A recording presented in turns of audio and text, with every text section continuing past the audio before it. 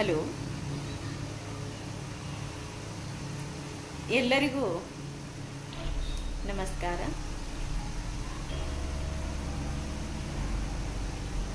ಅಭಿನಯ ಭಾರತಿ ಈ ಒಂದು ಕಾರ್ಯಕ್ರಮಕ್ಕೆ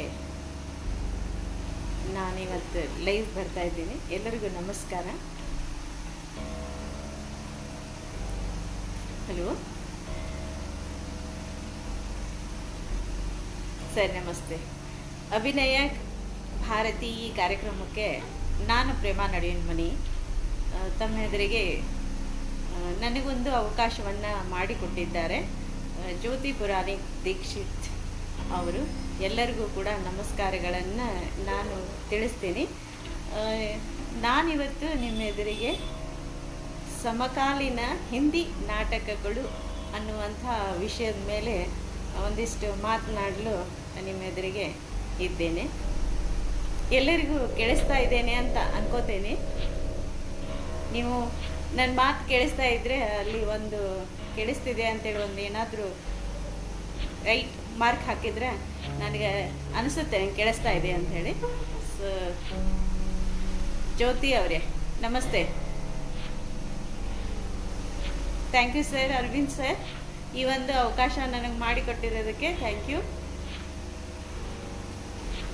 ಸಮಕಾಲೀನ ಹಿಂದಿ ನಾಟಕಗಳು ಅನ್ನುವಂತಹ ವಿಷಯದ ಮೇಲೆ ನಾನು ಅಂದರೆ ಸ್ವಲ್ಪ ನನಗೆ ನಿನ್ನೆ ಫೋನ್ ಬಂದಿತ್ತು. ಸೊ ನಾನು ಸ್ವಲ್ಪ ಸಮಯದಲ್ಲಿ ನನಗೆ ಎಷ್ಟು ಸಾಧ್ಯ ಇದೆಯೋ ಅಷ್ಟು ನಾನು ಹೇಳಬೇಕು ಅಂತ ತಿಳಿಸ್ಕೊಡ್ಬೇಕು ಅಂತ ಅಂದ್ಕೊಂಡಿದ್ದೀನಿ. ನನಗೆ ಎಷ್ಟಾಗುತ್ತೋ ಅಷ್ಟು ಸರಿಯಾಗಿದೆಯಾ ಮೇಡಮ್? ಓಕೆ, ಥ್ಯಾಂಕ್ ಯು ಅಂತ ಹೇಳಬೇಕಂತ ಅಂದ್ಕೊಂಡಿದ್ದೀನಿ.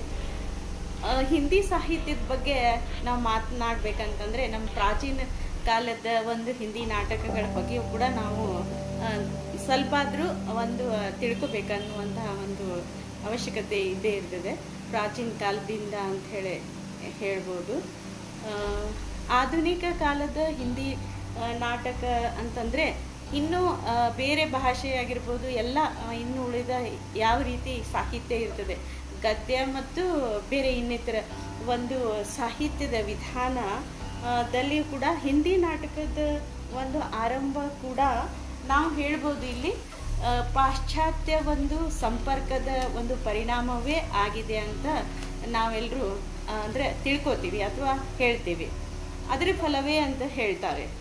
ಭಾರತದ ನಮ್ಮ ಅನೇಕ ಪ್ರದೇಶಗಳಲ್ಲಿ ನಾವೆಲ್ಗ ಗೊತ್ತಿದೆ, ನಮ್ಮ ಭಾರತ ದೇಶದಲ್ಲಿ ಒಂದು ಬ್ರಿಟಿಷರ ಆಳ್ವಿಕೆ ಇತ್ತು ಅಂಥೇಳಿ.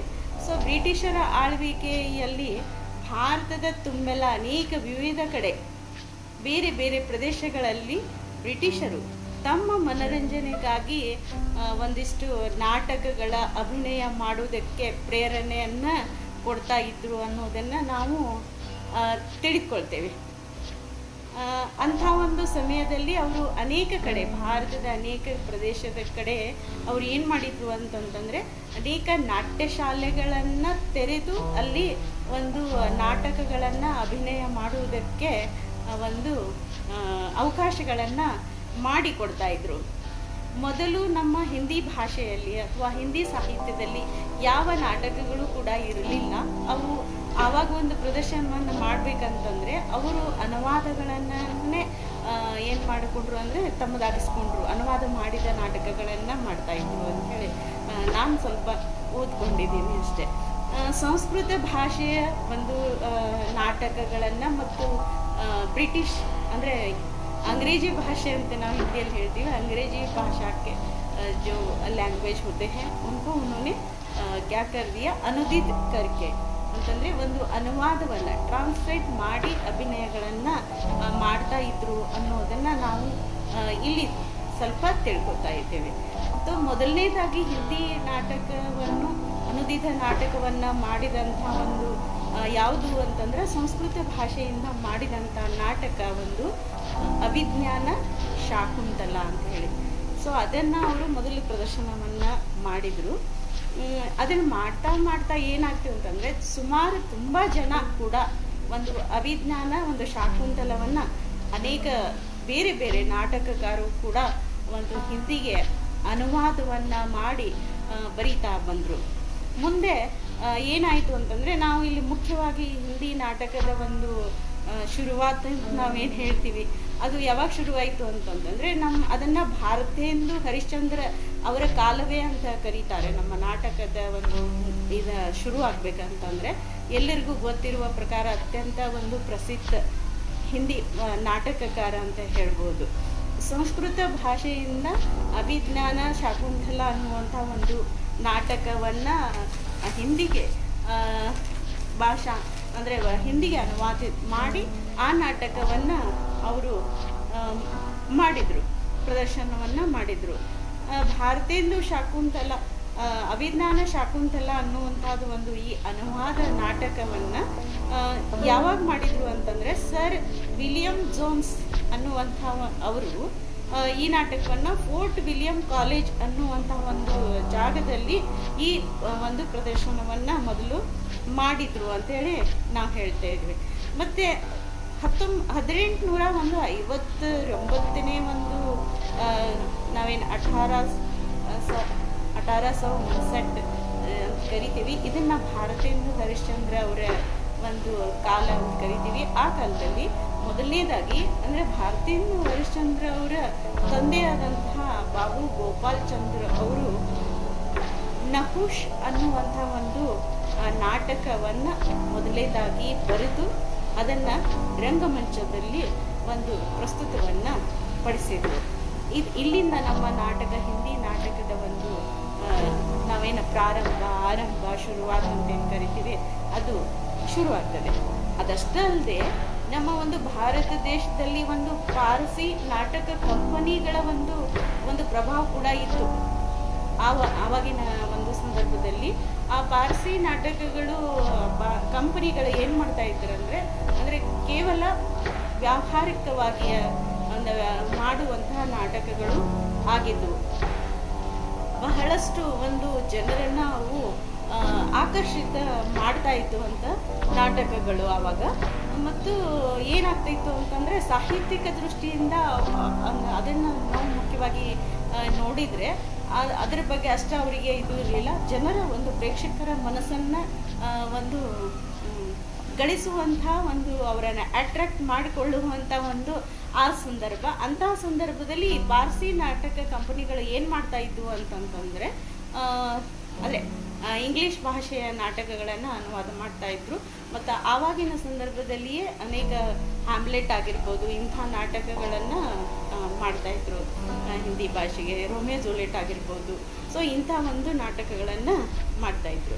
ಆಮೇಲೆ ಭಾರತೇಂದು ಹರಿಶ್ಚಂದ್ರ ಅವರಿಂದ ಶುರುವಾದಂಥ ಈ ಒಂದು ಹಿಂದಿ ಸಾಹಿತ್ಯವನ್ನು, ಹಿಂದಿ ನಾಟಕವನ್ನು ಬರೆಯುವಂಥ ಒಂದು ಇದು ಏನಾಯಿತು ಅಂದರೆ, ಆ ಒಂದು ಇದನ್ನು ನಾವು 4 ಭಾಗಗಳಲ್ಲಿ ವಿಂಗಡಣೆಯನ್ನು ಮಾಡ್ತಾ ಇದ್ದೇವೆ. ಅಂದರೆ ಹಿಂದಿ ಒಂದು ಸಾಹಿತ್ಯದಲ್ಲಿ, ನಾಟಕ ಸಾಹಿತ್ಯ ಇತಿಹಾಸದಲ್ಲಿ ಅಂತ ಹೇಳ್ಬೋದು. ಭಾರತೇಂದು ಯುಗೀನ ನಾಟಕ ಇದು 1850ನೇ ಇಸ್ವಿಯಿಂದ ಶುರುವಾಗಿ 19ನೇ ಇಸ್ವಿಗೆ 1900ನೇ ಇಸ್ವಿಗೆ ಅವರಿಗೆ ಇರುತ್ತದೆ. ಮತ್ತು ದ್ವಿವೇದ ಯುಗೀನ ನಾಟಕ ಅಂತ ಹೇಳ್ತಿರ್ತೀವಿ, ಅದು 1901ನೇ ಇಸ್ವಿಯಿಂದ 1920ನೇ ಇಸ್ವಿಯವರೆಗೆ ಇರ್ತದೆ. ಮತ್ತು 3ನೇ ಒಂದು ಇದು ಭಾಗ ಪ್ರಸಾದ ಯುಗೀನ ನಾಟಕಗಳ ಒಂದು ಅಂತ ಕರಿತಾ ಇದ್ದೀವಿ. ಇದನ್ನು 1921ನೇ ಇಸ್ವಿಯಿಂದ 1936ನೇ ಇಸ್ವಿಯವರೆಗೆ ಅಂತೇಳಿ ಅನ್ಕೋತೀವಿ. ಅದ ನಂತರ ಬರುವಂಥದ್ದು ಪ್ರಸಾದ್ ಅವರ, ಜಯಶಂಕರ ಪ್ರಸಾದ್ ಅವರ ನಂತರ ಅಂದರೆ ಪ್ರಸಾದೋತ್ತರ ಯುಗೀನ ಒಂದು ನಾಟಕ ಕಾಲ ಅಂತ ಕರಿತೀವಿ. ಅದನ್ನು 1937ನೇ ಇಸ್ವಿಯಿಂದ ಅಂದರೆ ಈವರೆಗೆ ನಾವಿರುವಂಥ ಈ ಕಾಲದವರೆಗೂ, ಇಲ್ಲಿವರೆಗೂ ಏನೇನು ಸಾಹಿತ್ಯಗಳ ಒಂದು ಪ್ರಾರಂಭ ಅಥವಾ ಬರವಣಿಗೆ ಎಲ್ಲವೂ ಒಂದು ಕೃಷಿಯಾಗಿದೆ, ಅದನ್ನೆಲ್ಲನೂ 1937ನೇ ಇಸ್ವಿಯಿಂದ ಇಲ್ಲಿಯವರೆಗೆ ಅಂಥೇಳಿ ನಾವು ಕರಿತಾ ಇದ್ದೇವೆ.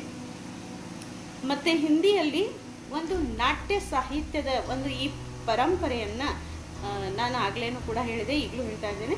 ಪ್ರವರ್ತಕ ಅಥವಾ ಯಾರು ಅಂತಂದರೆ ಭಾರತೇಂದು ಅವರು ಅಂತ ನಾವು ಹೇಳ್ತೀವಿ.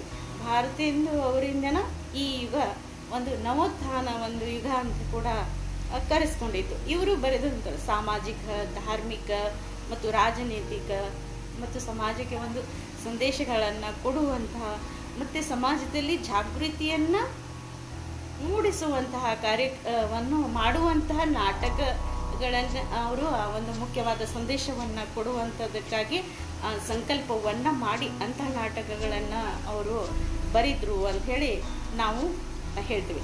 ಇವರು ಬರೆದಂಥ ಕೃತಿಗಳಲ್ಲಿ ಒಂದು 17 ನಾಟಕಗಳು ಇವೆ.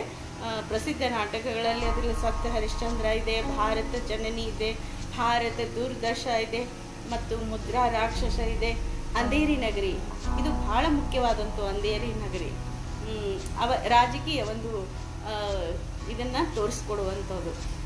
ಏನಂತಂದರೆ ನಾವು ಹೇಳ್ತೀವಲ್ಲ ನೌಕರಶಾಹಿ ಅಂತ ಏನೋ ಒಂದು ವರ್ಡ್ ಯೂಸ್ ಮಾಡ್ತಾರಲ್ಲ, ಆ ಟೈಪ್ ಅದು. ಅಂದರೆ ಏನದು, ಒಬ್ಬನೇ ಒಂದು ರಾಜ, ಅವನು ಹೇಳಿದಂತೆಯೇ ಕೇಳಬೇಕು ಅನ್ನುವಂಥ ಒಂದು ಇದು ಅಂಧೇರಿ ನಗರಿ ಚೌಪಟ್ ರಾಜ ಅಂತೇಳಿ, ಅಂದರೆ ಅವನು ಚೌಪಟ್ ರಾಜ ಅಂತೇಳಿ. ಆ ಒಂದು ನಾಟಕದಲ್ಲಿ ಅವನ ಒಂದು ಗಲ್ಲು ಶಿಕ್ಷೆಯನ್ನು ಒಬ್ಬ ಸಿಪಾಯಿಗೆ ಒದಗಿಸ್ತಾನೆ.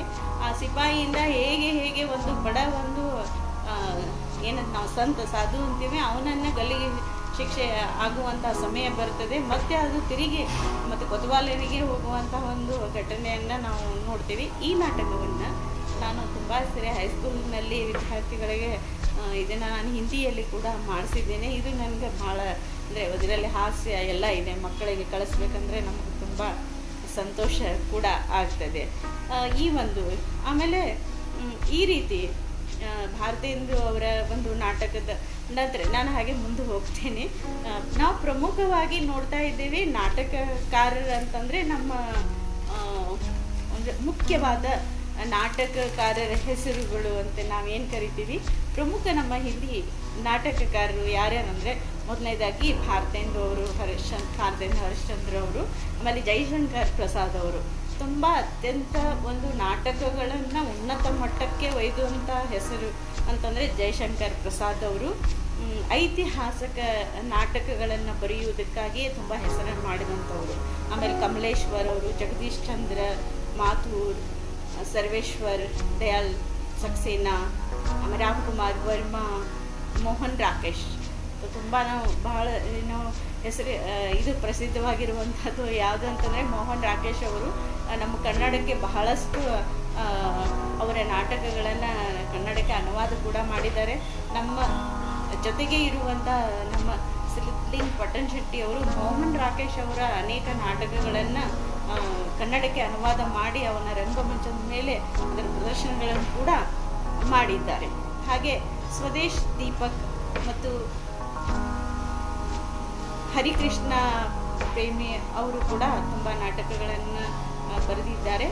ಹರಿಕೃಷ್ಣ ಪ್ರೇಮಿ ಅವರ ಒಂದು ಕೊಡುಗೆ ಹಿಂದಿ ಸಾಹಿತ್ಯಕ್ಕೆ ಏನು ಅಂತಂದರೆ ಅನೇಕ ರಾಷ್ಟ್ರೀಯ ಒಂದು ಭಾವವನ್ನು ಉತ್ಪತ್ತಿ ಮಾಡುವಂತಹ ಒಂದು ಪ್ರೇರಣೆಯನ್ನು ನೀಡುವಂತಹ ನಾಟಕಗಳನ್ನು ತುಂಬ ಅವರು ಮಾಡಿದ್ದಾರೆ ಅಂತ ಹೇಳ್ಬೋದು. ಜೊತೆಗೆ ಅವರು ಹಿಂದೂ ಒಂದು ಮುಸ್ಲಿಂ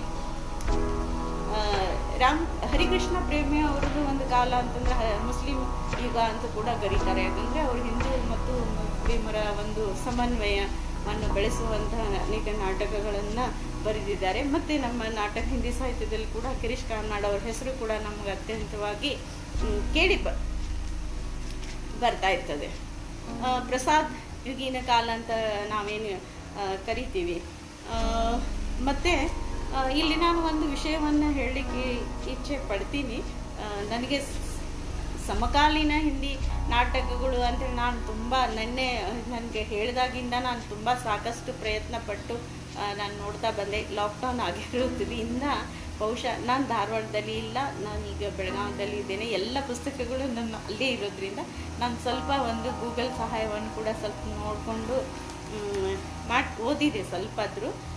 ಇಲ್ಲಿ ನಾನು ಒಂದು ಭಾರತೇಂದು ಅವ್ರ ಬಗ್ಗೆ ಹೇಳಬೇಕಂತಂದರೆ ತುಂಬ ಇದೆ. ನಮ್ಮ ಮೊದಲು ಅವರು ಶುರುವಾತ್ ಮಾಡಿದಂಥವರು ನಾಟಕ ಸಾಹಿತ್ಯದಲ್ಲಿ ಅನೇಕ ನಾಟಕಗಳು ಎಲ್ಲ ಬಂದು ಅಂದರೆ ಸ್ವತಂತ್ರ ನಂತರ ಕೂಡ ಇದರದ ಒಂದು ಎಷ್ಟೊಂದು ಹೇಳ್ಬೋದು.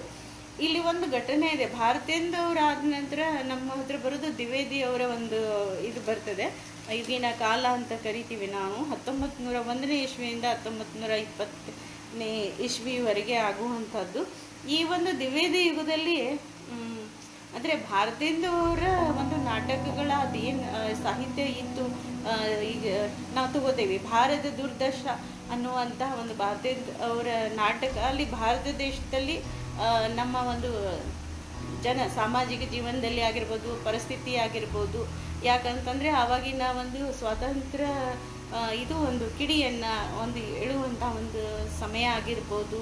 ಅದಲ್ಲದೆ 2 ಮಹಾಯುದ್ಧಗಳ ಆಗಿರುವಂಥ ಸಮಯ. ಸೊ ಇಂಥದ್ದೆಲ್ಲ ಅಲ್ಲಿ ನಡೆದಿರುವಂಥ ಸಂದರ್ಭದಲ್ಲಿ ದೇಶ ಪ್ರೇಮವನ್ನು ಒಂದು ಜನರಲ್ಲಿ ಮೂಡಿಸುವಂಥದ್ದಕ್ಕಾಗಿಯೇ ರಚಿಸಿದಂಥ ನಾಟಕಗಳಂತ ಹೇಳ್ಬೋದು. ಭಾರತ ಜನನಿ ಮತ್ತು ಭಾರತ ದುರ್ದಶ. ಇದು ಭಾರತ ದುರ್ದಶ ಅಂತಂದರೆ ಇದು ಮಹಾಭಾರತದ ಒಂದು ಇದನ್ನು ತೋರಿಸ್ಕೊಡ್ತದೆ. ಯುದ್ಧದ ನಂತರ ಮಹಾಭಾರತ ಏನು ಯುದ್ಧ ಆಯ್ತಲ್ಲ, ಸೊ ಆವಾಗಿನ ಒಂದು ಅಂದರೆ ಅಲ್ಲಿ ಯಾವ ಒಂದು ಯುದ್ಧ ರಣಭೂಮಿಯಲ್ಲಿ ರಣರಂಗದಲ್ಲಿ ಯಾವುದೇ ಒಂದು ಸ್ಥಿತಿ ಹೇಗಿತ್ತು ಅನ್ನೋದನ್ನು ಯಾವ ರೀತಿ ನಾವು ಕಂಡು ಬರ್ತದೆ ಅದನ್ನು ಮತ್ತು ನಮ್ಮ ಭಾರತದ ಒಂದು ಸ್ವಾತಂತ್ರ್ಯ ಇದಕ್ಕಾಗಿ ಹೋಲಿಸುವಂಥ ಒಂದು ಭಾರತ ದುರ್ದಶ ಅನ್ನುವಂಥ ಒಂದು ಅದು ಸಂದರ್ಭವನ್ನು ತೋರಿಸ್ಕೊಡ್ಲಾಗ್ತದೆ. ಮತ್ತು ಅಂಧೇರಿ ನಗರಿ ನಿಮ್ಗೆ ಗೊತ್ತಿರುವ ಹಾಗೆ ಅದು ಒಂದು ಅಂದರೆ ನೌಕರಶಾಹಿ ಅನ್ನುವಂಥದ್ದನ್ನು ಹೇಳಿಕೊಡುವಂಥದ್ದು. ಇಷ್ಟಲ್ಲದೆ ಕೂಡ ಅನೇಕ ವಿಡಂಬನಾತ್ಮಕ ಅಂದರೆ ಈ ಘಟನೆ ಅವನ್ನೆಲ್ಲ ತೋರಿಸ್ಕೊಡುವಂಥ ಒಂದು ನಾಟಕಗಳನ್ನು ಕೂಡ ಬರೆಯಲಾಯಿತು. ಧಾರ್ಮಿಕ ರೂಢಿಗಳು, ಆಡಂಬರಗಳು ಮತ್ತು ಭ್ರಷ್ಟಾಚಾರ ಇತ್ಯಾದಿಗಳ ಬಗ್ಗೆ ಕೂಡ ಭಾರತೇಂದವರು ಬರೆದರು.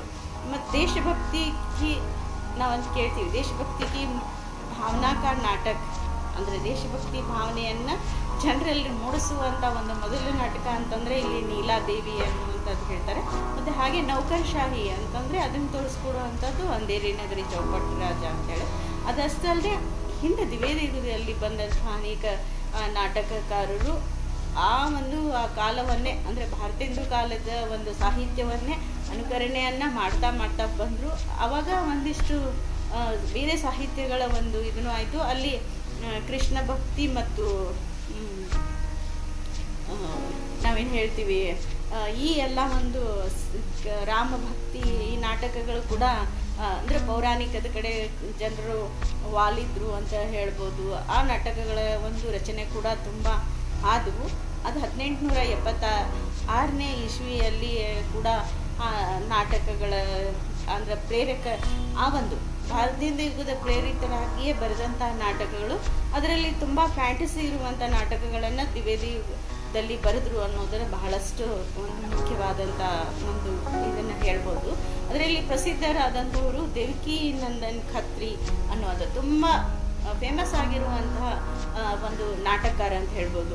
ಈಗಲೂ ನಾವು ನಮ್ಮ ಇತ್ತೀಚಿನ ದಿನಗಳಲ್ಲಿ ನಾನು ನೋಡಿದ ಹಾಗೆ ದೇವಕಿ ನಂದನ ಖತ್ರಿ ಅವರು ಬರೆದಂಥ ಅನೇಕ ಒಂದು ನಾಟಕಗಳನ್ನು ನಾವು ಟಿ ವಿಯಲ್ಲಿ ಕೂಡ ಸೀರಿಯಲ್ ಟೈಪ್ ಮಾಡಿ ನೋಡ್ತಾ ಇದ್ದೇವೆ. ದೇವಕಿ ನಂದನ ಖತ್ರಿ ಚಂದ್ರಕಾಂತ ಆಗಿರ್ಬೋದು, ಬಹಳಷ್ಟು ಮಹತ್ವಪೂರ್ಣವಾದಂತಹ ಆ ನಾಟಕನೇ. ಅದನ್ನು ಟಿ ವಿಯಲ್ಲಿ ಕೂಡ ನಾವು ನೋಡ್ತಾ ಇದ್ದೇವೆ. ಮತ್ತು ಸೀತಾಹರಣ ದೇವಕಿ ನಂದನ ಖತ್ರಿ ಬರೆದಂಥದ್ದು 1876ನೇ ಇಸ್ವಿಯಲ್ಲಿ ಸೀತಾಹರಣ. ಮತ್ತು ರಾಮಲೀಲಾ ಅನ್ನುವಂಥದ್ದು 1879ರ ಒಂದು ಇದರಲ್ಲಿ ಆಮೇಲೆ ಮುಖ್ಯವಾಗಿ ಇನ್ನೂ ನಾಟಕಕಾರ ಹೆಸರನ್ನು ಹೇಳಬೇಕು, ಶಿಥಿಲಾ ಪ್ರಸಾದ್ ತ್ರಿಪಾಠಿ ಅಂಥೇಳಿ. ಇವರು ರಾಮಚರಿತ್ ನಾಟಕವನ್ನೇ ಬರೆದರು, ರಾಮಚರಿತ್ ಅಂತ ಹೇಳಿ. ಸೊ ಇಲ್ಲಿನ ಐತಿಹಾಸಿಕ ಧಾರೆ ಕೂಡ ಶುರುವಾಗ್ತದೆ. ಐತಿಹಾಸಿಕ ಅಂದರೆ ಇಲ್ಲಿ ದೇವಕಿ ನಂದನ ಖತ್ರಿ ಅವರು ಕೂಡ ಒಂದಿಷ್ಟು ಐತಿಹಾಸಿಕಗಳನ್ನು ಒಂದು ಸ್ವಲ್ಪ ವಿಷಯವನ್ನು ಇಟ್ಕೊಂಡೆ ನಾಟಕಗಳನ್ನು ರಚನೆ ಮಾಡಿದರು ಅಂಥೇಳಿ ಹೇಳ್ಬೋದು. ಅನೇಕ ನಾಟಕ ಅಮರಸಿಂಹ ರಾಠೋರ್ ಅನ್ನುವಂಥದ್ದು ಒಂದು ಐತಿಹಾಸಿಕ, ಮತ್ತು ಸಂಯೋಗಿತ ಸ್ವಯಂವರ, ಮಹಾರಾಣಾ ಪ್ರತಾಪ್, ಈ ನೀಲಾದೇವಿ ಇವೆಲ್ಲ ಕೂಡ ಐತಿಹಾಸಿಕಕ್ಕೆ ಸಂಬಂಧಪಟ್ಟಂತಹ ಅನೇಕ ನಾಟಕಗಳನ್ನು ಬರೆದಂಥವು. ಇದರೆಲ್ಲದರ ನಡುವೆ ನಾವು ಒಂದಿಷ್ಟು ದ್ವಿವೇದಿ ಯುಗದಲ್ಲಿ ಅನೇಕ ಪ್ರಸಿದ್ಧರಾದಂತಹ ನಾಟಕಕಾರರು ಯಾರು ಅಂತಂದರೆ ಲಾಲಾ ಸೀತಾರಾಮ್ ಅಥವಾ ಇನ್ನೊಬ್ಬರು ಮುಖ್ಯವಾದಂಥ ಲಲ್ಲಿ ಪ್ರಸಾದ್ ಮಾಂಡೇಯ ಅವರು, ಗಂಗಾ ಪ್ರಸಾದ್ ಶ್ರೀವಾಸ್ತವ್, ಈ ಮುಖ್ಯ ಹೆಸರುಗಳನ್ನು ನಾವು ತುಂಬ ಕೇಳ್ತೀವಿ. ಇವರು ಸಂಸ್ಕೃತದಿಂದ ನಾಟಕಗಳನ್ನು ಹಿಂದಿಗೆ ಟ್ರಾನ್ಸ್ಲೇಟ್ ಅಂತ ಹೇಳ್ಬೋದು, ಅದನ್ನು ಮಾಡಿ ರಂಗಮಂಚದ ಮೇಲೆ ಪ್ರಯೋಗವನ್ನು ಮಾಡಿ ಸಾಕಷ್ಟು ಜನರ ಮನರಂಜನೆಯನ್ನು ಮಾಡಿದಂಥ ನಾಟಕನ ಪ್ರಸ್ತುತಪಡಿಸುವಂಥವರು. ಅದ್ರ ಜೊತೆಗೆ ನಾಗಾನಂದ, ಮೃಚ್ಛಕಟಿಕ,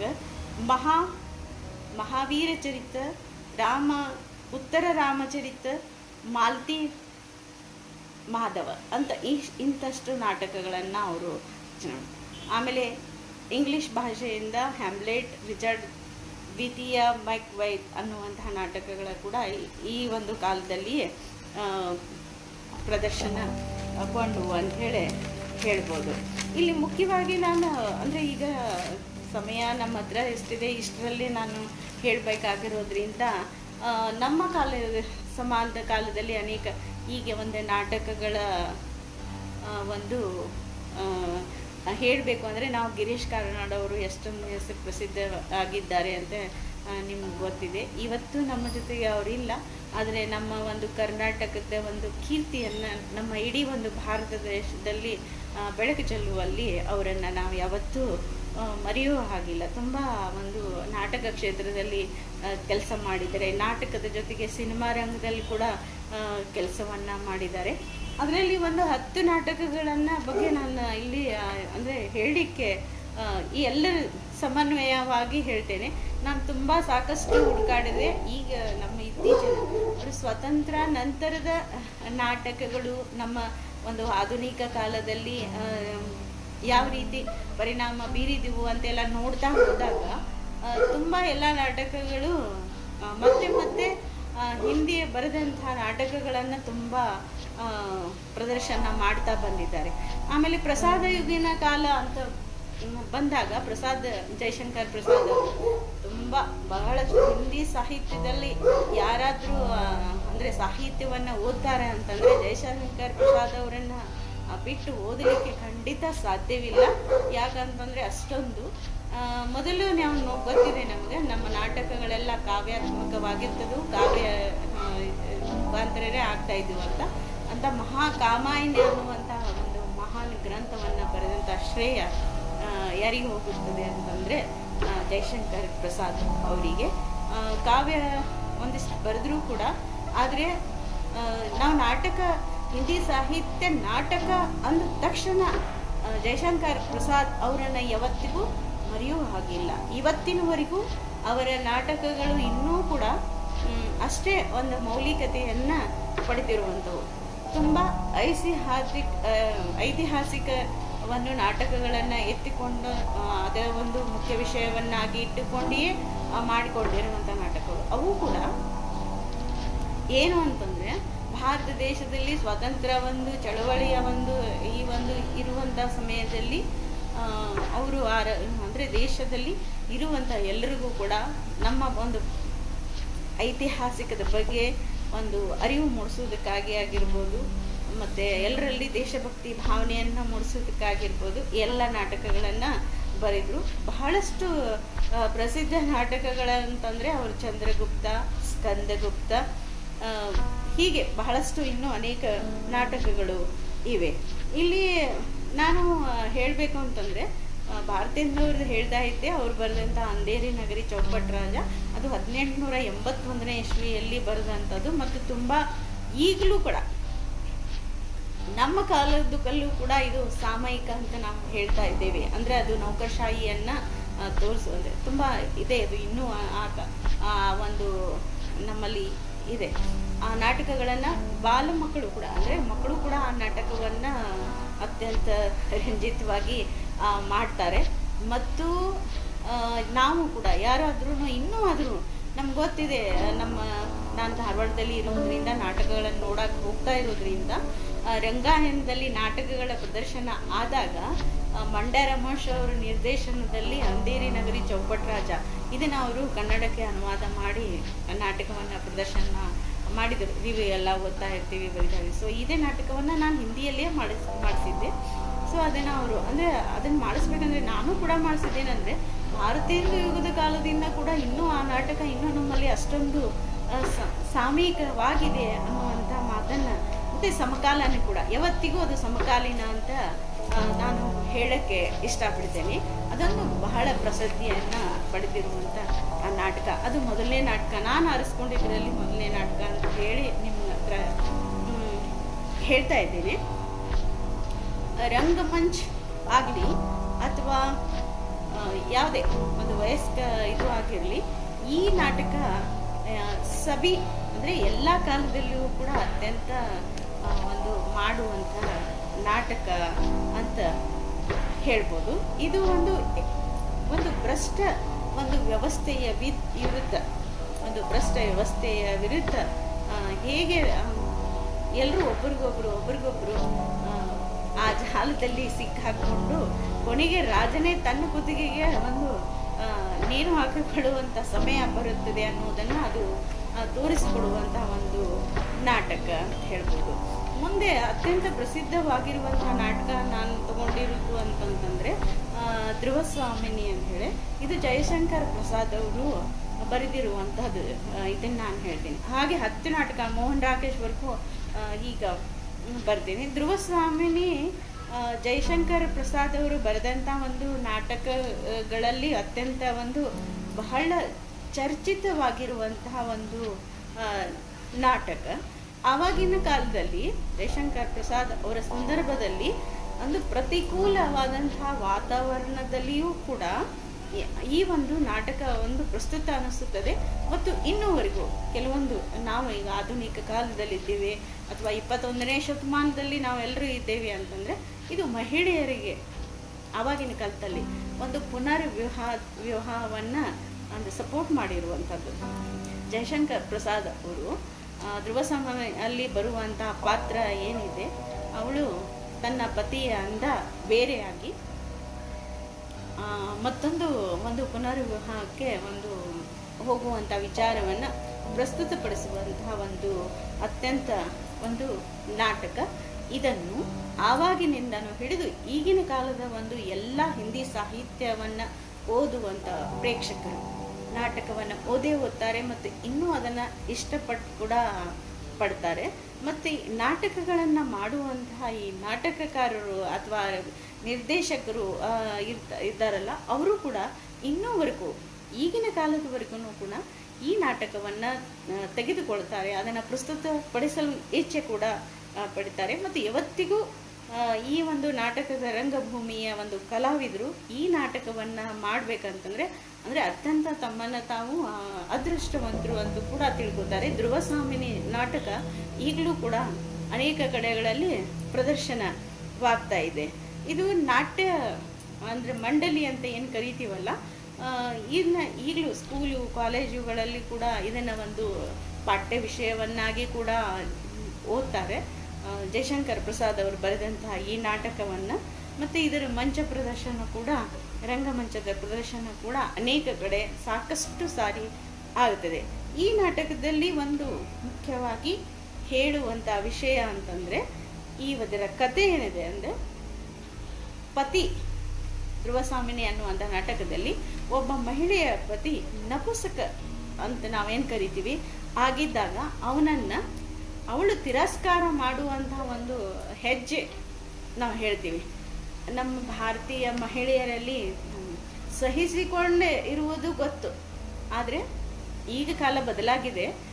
ಸಹಿಸಿಕೊಳ್ಳುವುದು ಅವರಿಗೆ ತುಂಬ ಇದೆ. ತಮ್ಮ ತಪ್ಪಾಗಿರಲಿ ಅಥವಾ ಅವ್ರ ತಪ್ಪಾಗಿರಲಿ, ಅದನ್ನು ಸಹಿಸಿಕೊಳ್ಳುವುದು ನಮ್ಗೆ ತುಂಬ ಅದು ನಮ್ಮಲ್ಲಿ ನಾವು ಸಂಸ್ಕೃತಿ ಅಂತ ಹೇಳ್ತೀವಿ. ಅದನ್ನು ಮಾಡಿಸ್ಕೊಂಡ್ರೆ ಮಹಿಳೆಯರಿಗೆ ಸಹನೆ ಶಕ್ತಿ ಇರಬೇಕು ಅಂತ ಹೇಳ್ತಾ ಇದ್ದೀವಿ. ಅಂತಹ ಒಂದು ಕಾಲದಲ್ಲಿ ಜಯಶಂಕರ್ ಪ್ರಸಾದ್ ಅವರು ಒಂದು ಮಹಿಳೆ ತನ್ನ ಪತಿ ನಪುಂಸಕ ಅಂತ ಗೊತ್ತಾದಾಗ ಅವಳು ಅವನನ್ನು ತಿರಸ್ಕಾರ ಮಾಡುವಂಥ ಒಂದು ಮುಂದೆ ಹೆಜ್ಜೆ ಇಡುವಂಥ ಒಂದು ಮತ್ತು ಅವಳು ಬೇರೆ ಮದುವೆಯನ್ನು ಮಾಡಿಕೊಳ್ಳುವಂಥ ಒಂದು ಸಂದರ್ಭವನ್ನು ಅವರು ಇಲ್ಲಿ ಆಕೆ ಮುಂದಿಡುವಂಥ ಒಂದು ಹೆಜ್ಜೆಯನ್ನು ತೋರಿಸುವಂಥ ಒಂದು ಮಹಿಳೆಗೆ ಪ್ರೋತ್ಸಾಹನೆ, ಪುನರ್ವಿವಾಹಕ್ಕೆ ಪ್ರೋತ್ಸಾಹನೆ ಕೊಡುವಂಥ ವಿಷಯವನ್ನು ಇಟ್ಕೊಂಡಂಥ ಒಂದು ಧ್ರುವಸ್ವಾಮಿನಿ ಅನ್ನುವಂಥ ನಾಟಕ ಅಂತ ಹೇಳ್ಬೋದು. ಇದ ನಂತರ 3ನೇ ನಾಟಕ ಅಂತ ನಾನು ಹೇಳ್ತೇನೆ. ಇದನ್ನು ಅಂಧಾಯುಗ ಅಂತ ಕರಿತೀವಿ. ಆ ನಾಟಕದ ಹೆಸರು ಅಂಧಾಯುಗ. ಮತ್ತು ಧರ್ಮವೀರ ಭಾರತಿಯವರು ಈ ನಾಟಕವನ್ನು ಟೋಟಲ್ ಆಗಿ ನಾನು ಎಲ್ಲ ಕಾಲದಲ್ಲಿ ಇರುವಂಥ ಒಂದೊಂದೇ ನಾಟಕಗಳನ್ನು ತಗೊಂಡು ನಾನು ಇಷ್ಟು ಹೇಳ್ತಾ ಇದ್ದೇನೆ. ಮಹಾಭಾರತದ ಒಂದು ಕಥೆಯನ್ನು ಈ ಒಂದು ಅಂಧಾಯುಗ್ ಅನ್ನುವಂಥ ನಾಟಕದಲ್ಲಿ ಸಬ್ಜೆಕ್ಟ್ ಅಂತ ನಾವೇನು ಹೇಳ್ತೀವಿ ಅದನ್ನು ತೆಗೆದುಕೊಂಡಿದ್ದಾರೆ. ಬಹುಶಃ ನಾನು ಹೇಳ್ತಾ ಇರೋದು ಭಯಂಕರ ಸ್ಪೀಡ್ ಆಗಿದೆಯೋ ಏನೋ ಗೊತ್ತಿಲ್ಲ. ತಾವೆಲ್ಲರೂ ನಾನು ಹೇಳ್ತಾ ಇರೋದು ಸ್ಪೀಡ್ ಅಂತ ಅನಿಸಿದರೆ ನಾನು ಸ್ವಲ್ಪ ನಿಧಾನಕ್ಕೂ ಕೂಡ ಹೇಳ್ತೀನಿ. ಬಹುಶಃ ಎಲ್ರಿಗೂ ನನ್ನ ಮಾತು ಕೇಳಿಸ್ತಾ ಇದೆ ಅಂತ ಅನ್ಕೋತಾ ಇದ್ದೇನೆ. ಮಹಾಭಾರತದ ಒಂದು ಕಥೆಯನ್ನು ಇಟ್ಟುಕೊಂಡು ಬರೆದಂಥ ಇದು ಒಂದು ನಾಟಕ. ಧರ್ಮವೀರ ಭಾರತಿಯವರು ಈ ನಾಟಕದ ಒಂದು ಕೃತಿಕಾರರು ಅಂತ ಹೇಳ್ಬೋದು. ಅಂದರೆ ಎರಡನೇ ಒಂದು ದ್ವಿತೀಯ ಒಂದು ವಿಶ್ವಯುದ್ಧದ ನಂತರ ಅಲ್ಲಿ ಆದಂತಹ ವಿನಾಶ ಮತ್ತು ಅಲ್ಲಿ ಇರುವಂಥ ಆ ಅವಸ್ಥೆ ಏನು ದಶೆ ಅಥವಾ ಸ್ಥಿತಿ ಅಂತ ನಾವೇನು ಕರಿತೀವಿ, ಅದರ ನಂತರ ಅಂದ್ರೆ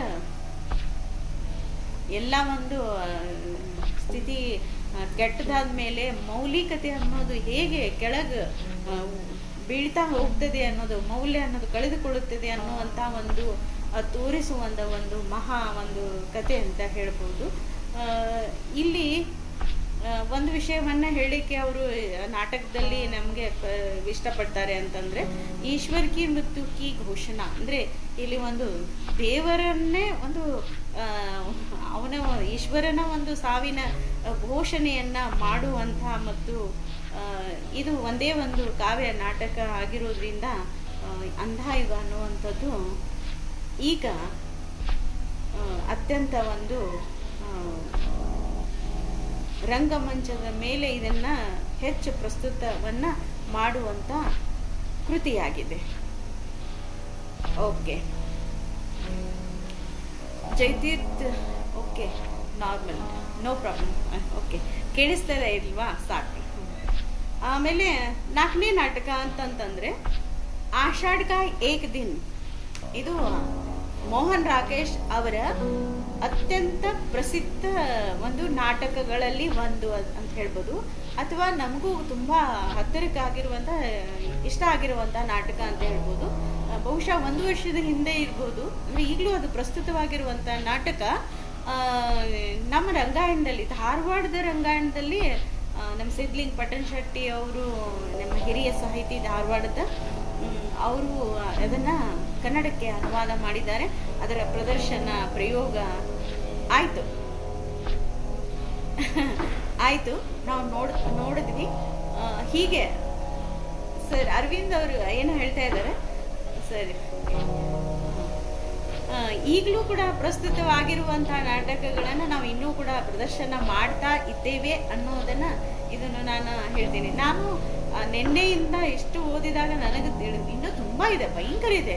ಇದು ಏನಂತಂದರೆ ಹಿಂದಿ ಸಾಹಿತ್ಯ ನಾಟಕದ ಪ್ರಾಚೀನ ಕಾಲದಿಂದ ಹಿಡಿದು ಇಲ್ಲಿವರೆಗೂ ಕೂಡ ಅಂತಂದರೆ ಏನು ಅಂತಂದರೆ ಘಾಗರ್ ಮೇ ಸಾಗರ್ ಭರ್ನೆ ಕಿ ಕೋಶಿಶ್ ಅಂದ ಹಾಗೆ.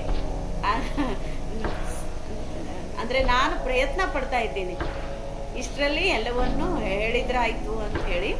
ಅಂದರೆ ಘಾಗರ್ ಮೇ ಸಾಗರ್ ಭರ್ನೆ ಕಿ ಕೋಶಿಶ್ ಅಂತ ಹೇಳ್ತಾ ಇದ್ದೀನಿ. ಇದರಲ್ಲಿ ಏನಾದರೂ ನಿಮಗೆ ಸ್ವಲ್ಪ ಆದರೆ ಕ್ಷಮಿಸಿ, ನಾನು ಹೇಳೋಕ್ಕಂತೂ ಪ್ರಯತ್ನವನ್ನು ಮಾಡ್ತಾ ಇದ್ದೀನಿ. ನನಗೆ ಕೊಟ್ಟಂಥ ಒಂದು ಇದನ್ನು ಅದ್ರ ಪ್ರಾಚೀನ ಇದೆ. ಜಯಶಂಕರ್ ಪ್ರಸಾದ್ ಅವರ ಸಾಹಿತ್ಯವನ್ನು ನಾನು ತುಂಬ ಹೇಳಬೇಕಂತ ಬಹಳಷ್ಟು ನನಗೆ ಅಂದರೆ ಎಲ್ಲ ಅಂದ್ಕೊಂಡಿದ್ದೀನಿ, ಅದನ್ನೆಲ್ಲ ಎಲ್ಲವನ್ನ ಹೇಳಬೇಕು ಅಂತೇಳಿ. ಸೊ ಅದಕ್ಕೆ ಈಗ ನಾನು ಒಂದು 4ನೇ ನಾಟಕ ನಾನು ಆರಿಸ್ಕೊಂಡಂಥದ್ದು ಅಂತ ಹೇಳ್ಬೋದು. ಮೋಹನ್ ರಾಕೇಶ್ ಅವರ ಒಂದು ನಾಟಕ ಯಾವುದು ಹೇಳಿ, ಆಷಾಢ ಕಾ ಏಕ್ ದಿನ್. ಆಷಾಢ ಕಾ ಏಕ್ ದಿನ್. ಕಲಾಕಾರ ಅಂದರೆ ನಾವು ಆರ್ಟಿಸ್ಟ್ಗಳಿಗೂ ಮತ್ತು ಈ ರಚನೆಯನ್ನು ಮಾಡಿರುವಂಥ ಒಂದು ಸೃಜನಾತ್ಮಕ ಒಂದು ದೃಷ್ಟಿಯಿಂದ ಇದನ್ನು ನೋಡಿದರೆ ಇದು ಒಂದು ಪ್ರಶ್ನೆಯನ್ನು, ಒಂದು ಪರಿಣಿತಿಯನ್ನು, ಅಂದರೆ ನಾವು ಇಲ್ಲಿ ಮುಖ್ಯವಾಗಿ ಓದಿದಾಗ ನಮಗೆ ತಿಳಿದು ಬಂದದಂದರೆ, ಮೋಹನ್ ರಾಕೇಶ್ ಅವರ ನಾಟಕಗಳೇನಿವೆ ಅಲ್ಲ, ಅವು ಕೊನೆಗೆ ನಾಟಕದ ಅಂತ್ಯ ಬಂದಾಗ ಅವರು ಒಂದು ನಿರ್ದಿಷ್ಟವಾದಂಥ ಒಂದು ವಿಚಾರವನ್ನು ಅಲ್ಲಿ, ಅಂದರೆ ಪೂರ್ಣವಾಗಿ ನಾಟಕ ಅಂತ್ಯ ಇದು ಮುಗೀತು ಅಂತ ತಂದು ಆ ನಾಟಕವನ್ನು ಮುಗಿಸೋದಿಲ್ಲ. ಅಂದರೆ ಅದನ್ನು ಇನ್ನೂ ಏನೋ ಇದೆ ಅನ್ನುವಂಥ ಒಂದು ಟ್ವಿಸ್ಟ್ ಅಲ್ಲಿ ಇರುವ ಹಾಗೆ ನಾಟಕಗಳ ಅಂತ್ಯ ಅವ್ರದ್ದು ಆಗುತ್ತದೆ. ಅಂದರೆ ಒಂದೇ ನಿರ್ದಿಷ್ಟವಾದಂಥ ಸಂಕಲ್ಪ ನಿಶ್ಚಯಕ್ಕೆ ಬಂದು ಆ ನಾಟಕಗಳು ನಿಲ್ಲುವುದಿಲ್ಲ. ಅವರು ನಾಟಕದಲ್ಲಿ ಅಂದರೆ ಹಾಗೆ ನಿಂತು ಬಿಡುತ್ತವೆ ಅನ್ನುವಂಥ. ನಾವು ಪ್ರೇಕ್ಷಕರು ಅಥವಾ ನೋಡುವವರು, ಅದನ್ನು ಓದುವವರು, ಪಾಠಕ್ ಅಂದರೆ ಓದುವವರು, ನೀವು ನಿಮಗೆ ಬಿಟ್ಟಿದ್ದು, ನೀವೇನ ಕಲ್ಪನೆಗಳನ್ನು ಅಂತ್ಯವನ್ನು ನೀವು ಮಾಡಬೇಕು ಅನ್ನೋದು ನಾಟಕದ ಒಂದು ರಚನೆಕಾರರು ಅಂತಂದರೆ ಮೋಹನ್ ರಾಕೇಶ್ ಅವರ ನಾಟಕ ಅಂತ ಹೇಳ್ಬೋದು. ಇಲ್ಲಿ ಹೇಳ್ತಾರೆ, ಯಾರೇ ಆಗಲಿ ಒಂದು ನಾಟಕದ ಮಂಡಳಿ ಈ ಒಂದು ನಾಟಕದ ನಿರ್ದೇಶನವನ್ನು ಮಾಡುವಂಥ ಸಮಯದಲ್ಲಿ, ಮೋಹನ್ ರಾಕೇಶ್ ಅವರ ನಾಟಕವನ್ನು ಮಾಡುವಂತಹ ಸಮಯದಲ್ಲಿ ನಾವು ಹೇಳ್ಬೋದು ಈಗಲೂ ಕೂಡ ಅಂತಂದರೆ ಮೋಹನ್ ರಾಕೇಶ್ ಅವರ ನಾಟಕವನ್ನು ನಾವು ಯಾವತ್ತಿಗೂ ಈ ಹಿಂದಿ ನಾಟಕಗಳ ಒಂದು ಸಮಕಾಲೀನ ಅಂತ ನನಗೆ ಸಬ್ಜೆಕ್ಟ್ ಕೊಟ್ಟಿರೋದ್ರಿಂದ ಹೇಳ್ತಾ ಇದ್ದೀನಿ. ನಾನು ಹೊಸ ನಾಟಕಗಳ ಇತ್ತೀಚಿನ ದಿನಗಳಲ್ಲಿ ಅಂದರೆ ಸ್ವಾತಂತ್ರ್ಯ ನಂತರದ ನಾಟಕಗಳು ಬಹಳಷ್ಟು ಪ್ರಸಿದ್ಧಿ ಅಷ್ಟೊಂದು ಬರ್ತಾ ಇಲ್ಲ. ನಾಟಕಗಳು ಅಂತ ಬಂದರೆ ಅಂದರೆ ನಾನು ತುಂಬ ಈಗ ಓದಿದಾಗ ಅನ್ನಿಸ್ತು, ಅವನ್ನೆಲ್ಲನೂ ಕೂಡ ಟಿ ವಿಯಲ್ಲಿ ಸೀರಿಯಲ್ ರೀತಿಯವನ್ನ ಹೊಸ ಹೊಸ ಕಥೆಗಳನ್ನು ಬರೀತಾ ಇದ್ದಾರೆ ಹೊರತು ಸಾಹಿತ್ಯಿಕ ದೃಷ್ಟಿಯಿಂದ ಈ ನಾಟಕಗಳು ರಂಗಮಂಚದ ಮೇಲೆ ಪ್ರಯೋಗ ಮಾಡಬೇಕು ಅನ್ನುವಂತಹ ನಾಟಕಗಳ ಒಂದು ರಚನೆಗಳ ಆಗ್ತಾ ಇಲ್ಲ ಅನ್ನುವಂಥದ್ದು. ಅವೆಲ್ಲವೂ ಕೂಡ ಟಿ ವಿ ಸೀರಿಯಲ್ಗಳಾಗ್ತಾ ಇವೆ. ಮತ್ತು ರಂಗಮಂಚದ ಮೇಲೆ ಪ್ರದರ್ಶನವನ್ನು ಮಾಡ್ತಾ ಇರುವಂಥವರು ಈ ಎಲ್ಲ ನಾಟಕಗಳನ್ನೇ ಮಾಡ್ತಾ ಇದ್ದಾರೆ. ಧ್ರುವ ಸಾಮಿನಿ ಆಗಿರ್ಬೋದು, ಅಂಧೇರಿ ನಗರಿ ಚೌಪಟ್ ರಾಜ ಆಗಿರ್ಬೋದು, ಭಾರತ ದುರ್ದಶ, ಭಾರತ ಜನನಿ, ಭಾರತ ವಿಜಯ, ಹೀಗೆ ಬಹಳಷ್ಟು ನಾಟಕಗಳ ನಮ್ಮ ಈ 4 ಯುಗಗಳ ಪ್ರಸಿದ್ಧ ನಾಟಕಕಾರ ಇದ್ದಾರಲ್ಲ, ಸೊ ಅವರ ನಾಟಕಗಳನ್ನು ನಾವು ಇನ್ನೂ ಕೂಡ ರಂಗಮಂಚದ ಮೇಲೆ ಅವುಗಳನ್ನೇ ನಾವು ಪ್ರದರ್ಶನವನ್ನು ಮಾಡ್ತಾ ಬಂದಿದ್ದೇವೆ. ಮತ್ತು ಅವು ಈ ಕಾಲಕ್ಕೂ ಕೂಡ ಒಂದು ಸಮಕಾಲೀನವಾಗಿ ಅಂದರೆ ಸಾಮಯಿಕವಾಗಿ ನಮ್ಮ ಒಂದು ನಾವು ಮಾಡ್ತಾ ಇದ್ದೀವಿ, ಅವನು ತಗೋತಾ ಇದ್ದೀವಿ. ಈಗಲೂ ಕೂಡ ಅವು ಸಾಮಯಿಕವಾಗುತ್ತವೆ, ಅಂದರೆ ಸಮನ್ವಯವನ್ನು ತೋರಿಸ್ತಾ ಇದ್ದೇವೆ.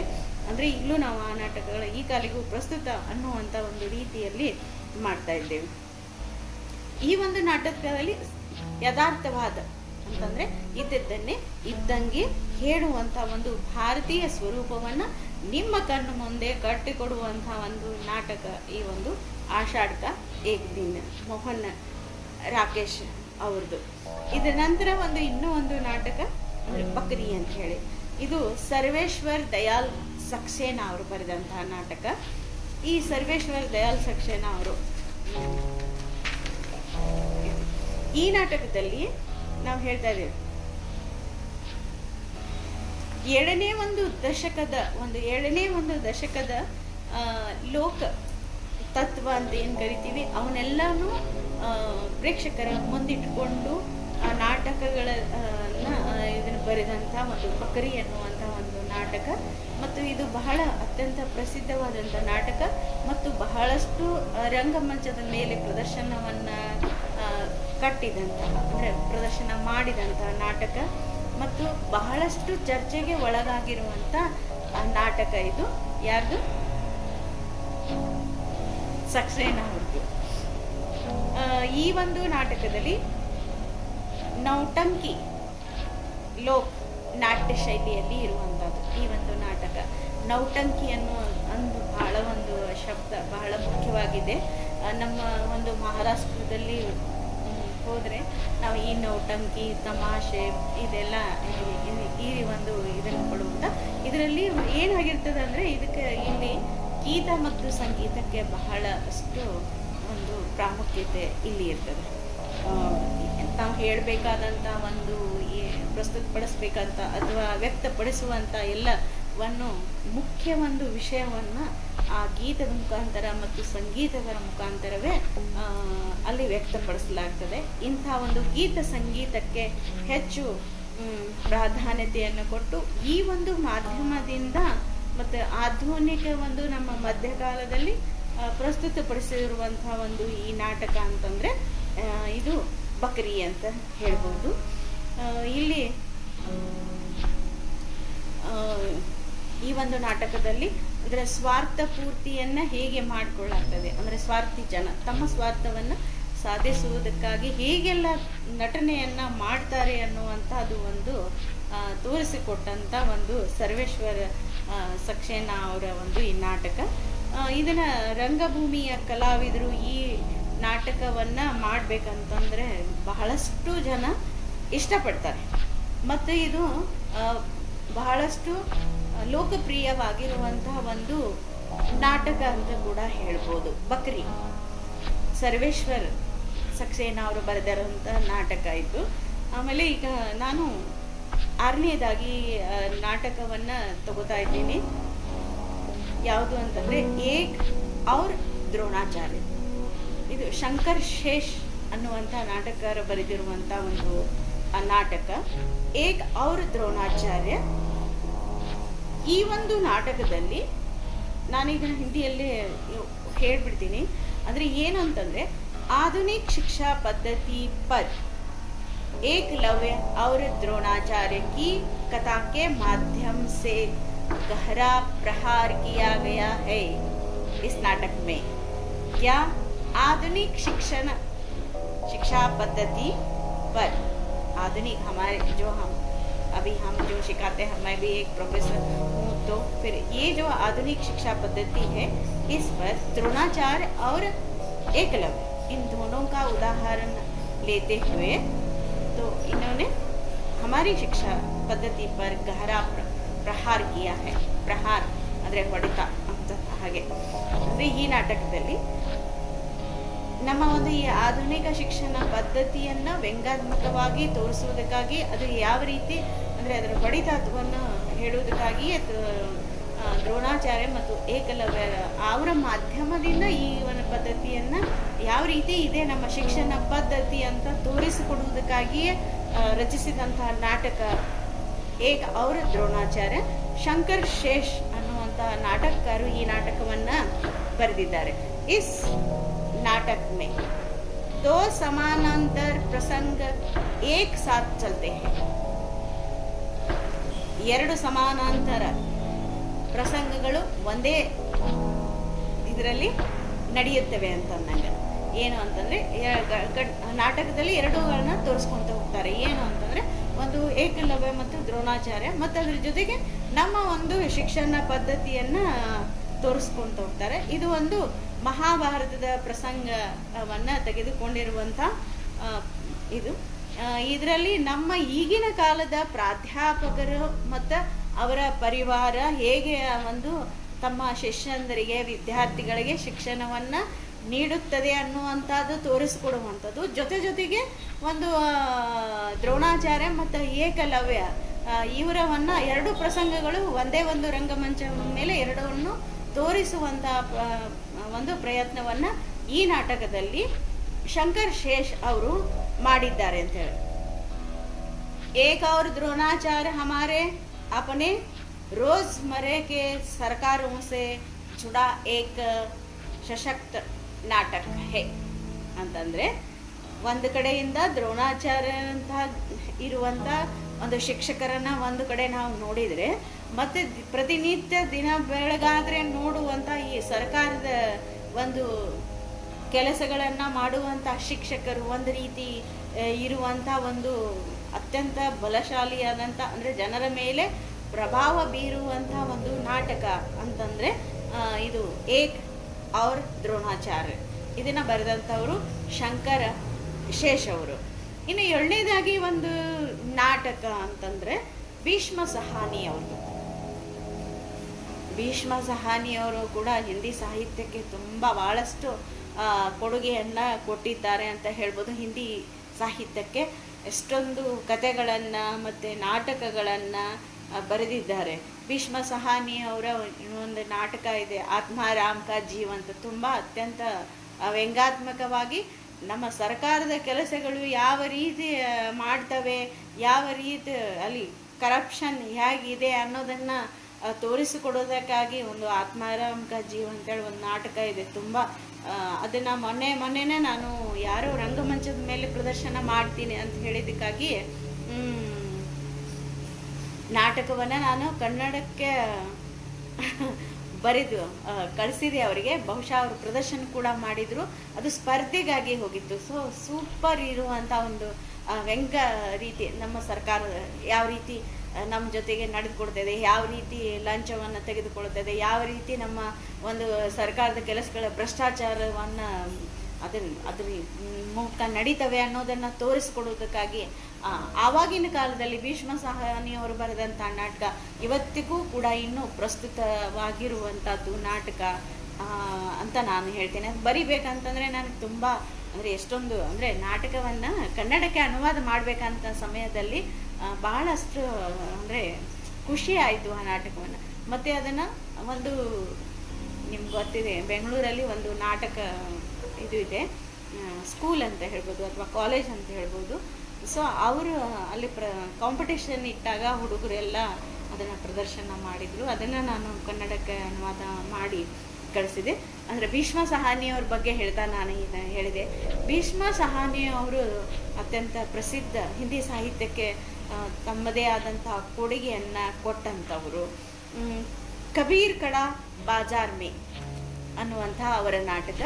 ಈ ಕಬೀರ್ ಕಡಾ ಬಾಜಾರ್ ಮೇ ಅಂತಂತಂದರೆ ನಿಮ್ಗೆಲ್ಲರಿಗೂ ಗೊತ್ತಿದೆ ಕಬೀರ್ ದಾಸ್ ಅವರ ಜೀವನ ಯಾವ ರೀತಿ ಅಂತೇಳಿ. ಕಬೀರ್ ದಾಸ್ ಅವರ ದೋಹೆಗಳನ್ನು ತುಂಬ ಕೇಳ್ತೀವಿ, ನಾವು ಓದ್ತೀವಿ, ಮತ್ತು ವಿದ್ಯಾರ್ಥಿಗಳಿಗೆ ಕಬೀರ್ ಅವರ ಪಾಠವನ್ನು, ಅವರ ದೋಹೆಗಳನ್ನು ಹೇಳ್ತಾ ಇದ್ದೀವಿ. ಕಬೀರ್ ದಾಸ್ ಅವ್ರ ಬಗ್ಗೆ ನಿಮ್ಗೆ ಗೊತ್ತಿದೆ. ಕಬೀರ್ ದಾಸ್ ಅವರು ಈಶ್ವರನ್ನ ತನ್ನ ಹೆಂಡತಿ ಮತ್ತು ತಾನು ಅವರ ಪ್ರೇಮಿ ಮತ್ತು ಆಗಿ ನೋಡಿ ಬರೆದಂಥ ಒಂದು ಅಂದರೆ ಪ್ರೇಮ ಭಕ್ತಿ ಶಾಖ ಅನ್ನುವ ಬರ್ತದೆ. ಅದು ಭಕ್ತಿ ಕಾಲೀನ ಇದು ಬಂದಾಗ ನಿಮ್ಗೆ ಗೊತ್ತಿದೆ, ಭಕ್ತಿ ಕಾಲೀನ ಒಂದು ಸಾಹಿತ್ಯ ಬಂದಾಗ ಕಬೀರ್ ದಾಸ್ ಮತ್ತು ತುಳಸಿದಾಸ್ ಅವರನ್ನು ಮುಖ್ಯವಾಗಿ ನಾವು ಎಂದೆಂದಿಗೂ ಮರೆಯೋಕ್ಕೆ ಸಾಧ್ಯ ಇಲ್ಲ. ಅದು ನಿಮ್ಗೆ ಗೊತ್ತಿದೆ. ರಾಮಭಕ್ತಿ ಶಾಖೆ ಬರೆದಂಥವರು ಯಾರು ಹೇಳ್ರಿ? ತುಳಸಿದಾಸ್ ಅವರು ಮತ್ತು ಕಬೀರ್ ದಾಸ್ ಅವರು. ಕಬೀರ್ ದಾಸ್ನವರಂತೂ ಮರೆಯೋಕ್ಕೆ ಸಾಧ್ಯವಿಲ್ಲ. ನಾನು ಕಬೀರ್ ದಾಸ್ ಬಗ್ಗೆನೂ ಕೂಡ ಸ್ಟಡಿ ಮಾಡಿರೋದ್ರಿಂದ ಕಬೀರ್ ದಾಸ್ ಅವರ ಜೀವನ ಬಹಳ ಒಂದು ಇದಿದೆ. ಅವರು ಎಲ್ಲವನ್ನ ಸಾಮಾಜಿಕದಲ್ಲಿ ಆಗು ಹೋಗುವ ಲೋಪದೋಷಗಳನ್ನು ಖಂಡಿಸುತ್ತಾ ಹೊರಟಂಥವ್ರು, ಕಂಡಲ್ಲೇ ಖಂಡಿಸಿದಂಥವ್ರು. ಆ ಖಂಡನೆಗೆ ಅವರು ಆರಿಸಿಕೊಂಡದ್ದು ಅಂದರೆ ಸಾಹಿತ್ಯ. ಎಲ್ಲರಿಗೂ ಗೊತ್ತಿದೆ ಅವರು ಬರೆದಂಥದ್ದು ಕಬೀರ್ ದಾಸ್ಗೆ ಗೀತಾವಲಿ ಅಂತೆಲ್ಲ ಇವೆ. ಮತ್ತು ಕಬೀರ್ ದಾಸ್ ಅವರ ಜೀವನದ ಒಂದು ಹೇಳುವಂಥ ಒಂದು ನಾಟಕವನ್ನು ಯಾರು ಬರೆದಿರ್ತದ್ದು ಈಗ ಹೇಳ್ತೀನಿ ನಾನು.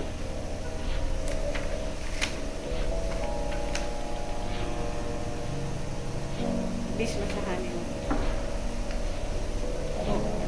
ಅಂದೇರ್ ನಾಗರಿ ಪಟ್ರಾಜ.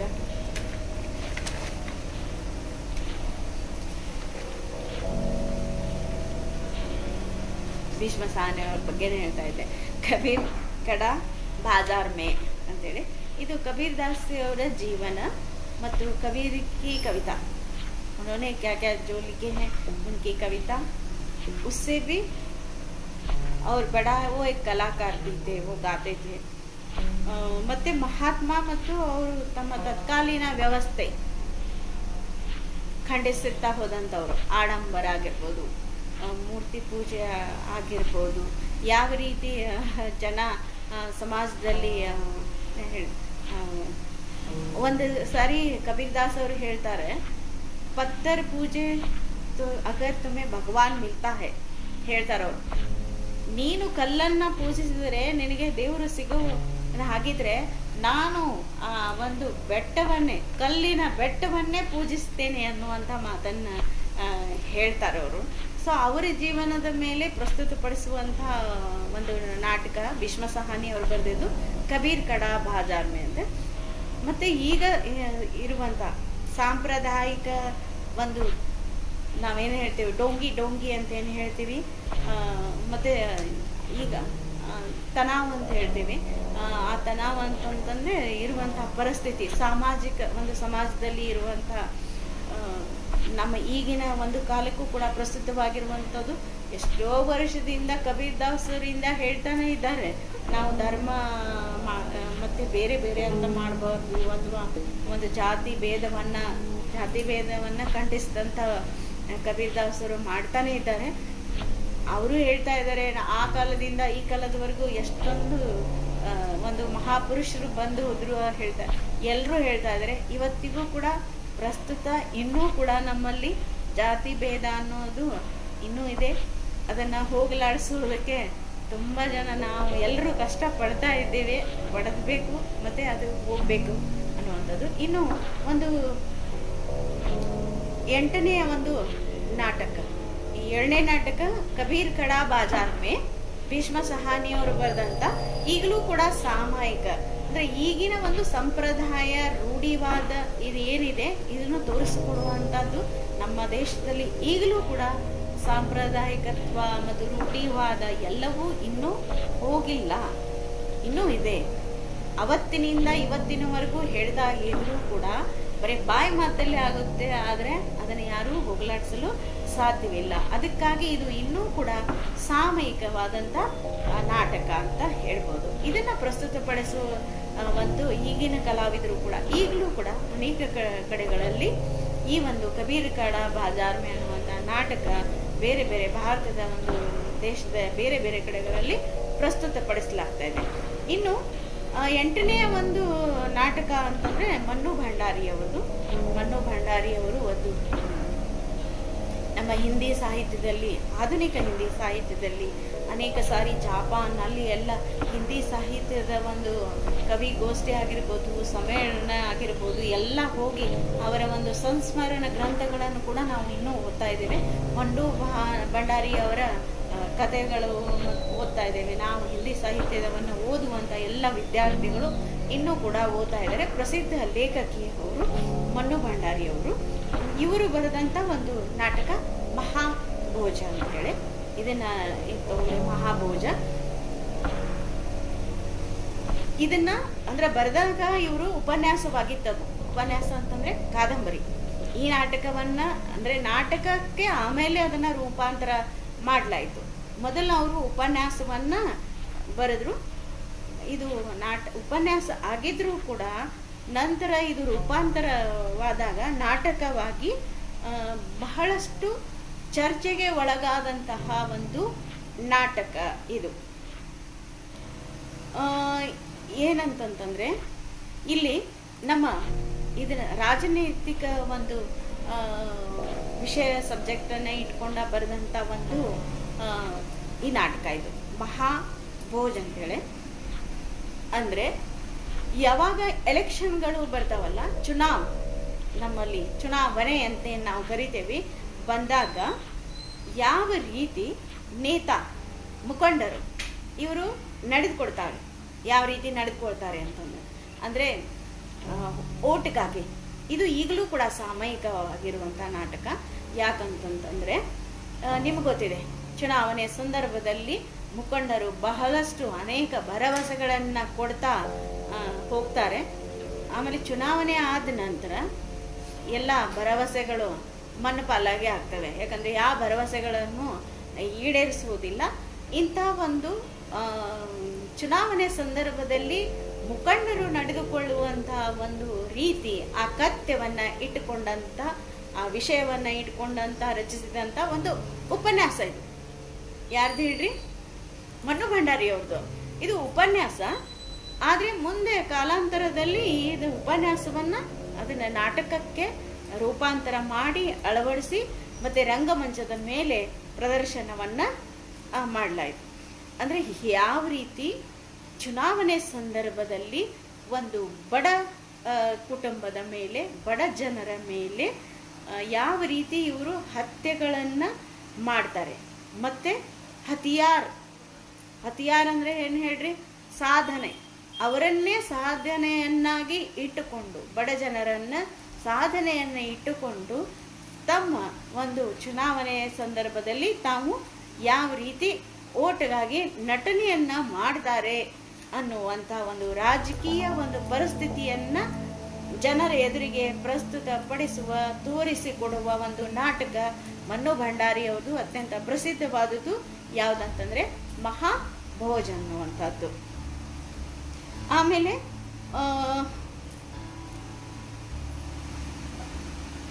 ಇಲೆಕ್ಷನ್ ಸಮಯದಲ್ಲಿ ಒಬ್ಬ ವ್ಯಕ್ತಿ ಯಾವ ರೀತಿ ಆ ಒಂದು ಜಾಲದಲ್ಲಿ ಬಿದ್ದು ಯಾವ ರೀತಿ ಹತ್ಯೆಗೆ ಒಳಗಾಗ್ತಾನೆ ಅನ್ನೋದನ್ನು ಈ ನಾಟಕ ಒಂದು ತೋರಿಸ್ಕೊಡ್ತದೆ. ಇನ್ನು 9ನೇ ನಾಟಕ ನಾನು ಹೇಳ್ತಾ ಇರೋದು ಕೋರ್ಟ್ ಮಾರ್ಷಲ್. ನಾಟಕದ ಹೆಸರು ಕೋರ್ಟ್ ಮಾರ್ಷಲ್. ಇದನ್ನು ಸ್ವದೇಶ್ ದೀಪಕ್ ಅನ್ನುವಂತಹ ನಾಟಕಕಾರರು ಬರೆದಿದ್ದಾರೆ. ಹಿಂದಿ ಒಂದು ರಂಗಮಂಚದ ಮೇಲೆ, ಹಿಂದಿ ಒಂದು ನಾವೇನು ಸಾಹಿತ್ಯ, ಈ ಒಂದು ರಂಗಮಂಟಪ ಅಥವಾ ನಮ್ಮ ಒಂದು ನಾವು ಸ್ಟೇಜ್ ಅಂತ ಕರಿತೀವಿ, ರಂಗಮಂಚ ಅಂತಂದರೆ ಇಲ್ಲಿ ಒಂದು ನಾಟಕವನ್ನು ದಲಿತ ಪಾತ್ರವನ್ನು ಮೊದಲನೇದಾಗಿ ಮುಖ್ಯವಾಗಿ ಹೇಳಬೇಕಂತಂದರೆ ದಲಿತ ಪಾತ್ರವನ್ನು ಒಂದು ರಂಗಮಂಚದ ಮೇಲೆ ಮೊದಲನೇ ಸಾರಿ ತೋರಿಸಿಕೊಡುವಂತಹ ಒಂದು ದಲಿತ ಪಾತ್ರವನ್ನು ಪ್ರಸ್ತುತಪಡಿಸುವ ಜನರಿಗೆ, ಅಂದರೆ ಆ ಒಂದು ಪಾತ್ರವನ್ನು ಜನರೆದುರಿಗೆ ವ್ಯಕ್ತಪಡಿಸುವಂಥ ತೋರಿಸಿಕೊಡುವಂಥ ಒಂದು ಸಶಕ್ತವಾದಂಥ ಒಂದು ನಾಟಕ ಅಂತ ಹೇಳ್ಬೋದು. ಕೋರ್ಟ್ ಮಾರ್ಷಲ್ ಅಂತ ಹೇಳಿ ನಿಮ್ಗೆ ಗೊತ್ತಿದೆ, ಕುಂಬಿಯವರು ಬರೆದಂಥ ಒಂದು ನಾಟಕ ಬಹಳ ದೇವರ ಹೆಣ ಅಂತ ಹೇಳಿ ನಾನು ಕೂಡ ಅದರಲ್ಲಿ ಗೌಡತಿ ಪಾತ್ರವನ್ನು ಮಾಡಿದೆ.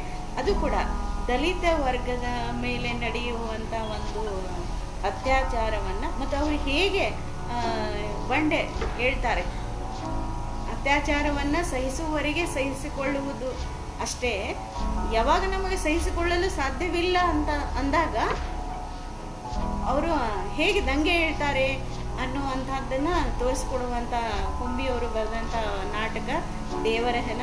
ತುಂಬ ಸರಿ ನಾನು ಕೂಡ ಆ ನಾಟಕವನ್ನು ಬಹಳಷ್ಟು ಸಾರಿ ರಂಗಶಂಕರದಲ್ಲಿ ಆಗಿರ್ಬೋದು ಮತ್ತು ಎಲ್ಲ ರಂಗಾಯಣದಲ್ಲಿ ಕೂಡ ಪ್ರದರ್ಶನವನ್ನು ನಾವು ಮಾಡಿ ಬಂದಿದ್ದೇವೆ ಅಂತ ಹೇಳೋದಕ್ಕೆ ನನಗೆ ತುಂಬ ಹೆಮ್ಮೆ ಅನಿಸ್ತದೆ. ಅಲ್ಲಿ ದಲಿತ ಪಾತ್ರ ಮತ್ತು ನಾನು ಮಾತ್ರ ಗೌಡತಿ ಪಾತ್ರವನ್ನು ಮಾಡಿರುವಂಥದ್ದು. ಈ ಒಂದು ನಾಟಕ ಹೇಗೆ ಅಂತಂದರೆ ಅತ್ಯಂತ ಪ್ರಸಿದ್ಧವಾಗಿದೆ ಮತ್ತು ಇದು ದಲಿತ ಪಾತ್ರ, ದಲಿತರ ಮೇಲೆ ನಡೆಯುವಂತಹ ಅತ್ಯಾಚಾರವನ್ನು ಹನುಮಂತ್ ಕಾಕಂಡ್ಕಿ ಸರ್ ನಮಸ್ತೆ ಸರ್, ಕಬೀರ್ ಅವರ ಅನುವಾದ ಗೋಪಾಲ್ ವಾಜಪೇಯಿ ಅವರು ಮಾಡಿದ್ದಾರೆ ಅಂತ ಕೂಡ ನನ್ನ ಸರ್ ಹೇಳ್ತಾ ಇದ್ದಾರೆ. ಸರ್ ಹೌದು ಗೊತ್ತು, ನೀವು ನೋಡ್ತಾ ಇದ್ದೀರಿ, ನನಗೆ ತುಂಬ ಸಂತೋಷ. ನಾನು ನಿಮ್ಮೆಲ್ಲರ ಮುಂದೆ ಬಹಳ ಚಿಕ್ಕವಳು, ಇನ್ನೂ ಅಂಬೆಗಾಲು ಇಡ್ತಿದ್ದೀನೇನೋ ಅಂತ ಅನಿಸ್ತಾ ಇದೆ. ಆದರೆ ನನಗೆ ಕೊಟ್ಟಂಥ ಒಂದು ಈ ಒಂದು ಇದನ್ನು ನಾನು ನೆನ್ನೆ ಹೇಳಿಲ್ಲ ಅಂತೇಳಿ ನಾನು ಇಷ್ಟೇ ಸ್ವಲ್ಪ ಒಪ್ಪಿದೆ. ಜೈಶಂಕರ್ ಪ್ರಸಾದ್ ಅವ್ರ ಬಗ್ಗೆ